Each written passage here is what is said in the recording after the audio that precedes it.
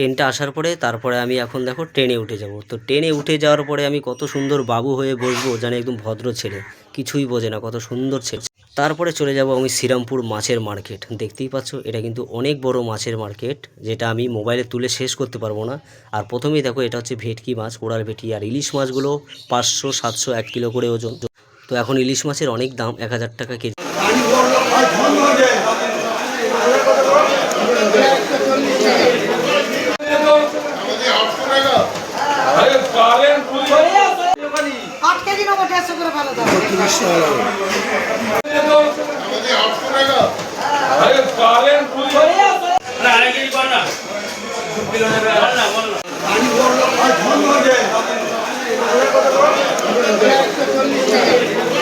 মাছ কেনাকাটা হয়ে যাওয়ার পরে তারপরে কিন্তু আমি বাড়ি ফিরে এসেছি, কেননা বাড়ি ফিরে আমার মাছের ব্যবসা করতে হবে। তো পার্শে বাটা মাছগুলো আমি 7 কিলো এনেছি, আর ট্যাংরা মাছ এনেছি 5 কিলো, আর ইলিশ মাছ এনেছি মাত্র 3 পিস। কেননা মাছের এখন দাম বেশি, তো আমার কাছে কালকে কালেকশন ভালো করা হয়নি, তাই অল্প করে মাছ এনেছি।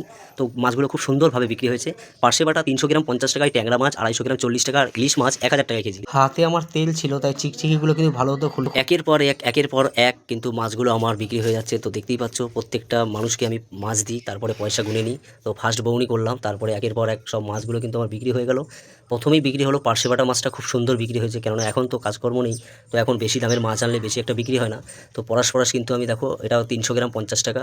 তো অনেকজনকে 300 গ্রাম কেউ নিল 600 গ্রাম, কেউ নিল 1 কিলো, কেউ নিল 1.5 কিলো, এরকম করতে করতে কিন্তু আমার মাছগুলো শেষ হয়ে গেছে। ইলিশ মাছটা দেখতেই পাচ্ছ, হাতে করে দেখালাম, 500, 700, 1 কিলো করে ওজন ইলিশ মাছগুলো। তো ইলিশ মাছগুলোর ওজন হচ্ছে 500, 700, 100, 1 কিলো করে ওজন। তো এটা হচ্ছে 1000 টাকা কেজি। তো এটাও 300 গ্রাম একজনকে দিলাম। একজনকে দেওয়ার পরে তারপরে প্রত্যেকজন কিন্তু পার্শে বাটার উপরেই নজর ছিল, কেননা 300 গ্রাম 50 টাকা। আর পার্শে বাটাটা খুব সুন্দর খেতে ছিল।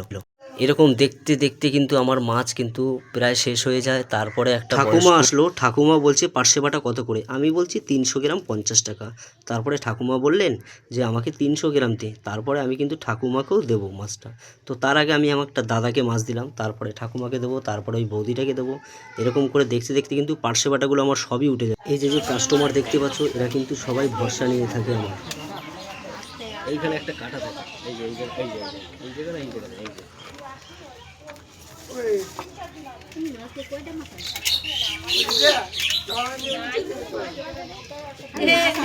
আমি যেন না উঠে পারি, আমি আগের দিন দেখছি কিন্তু সব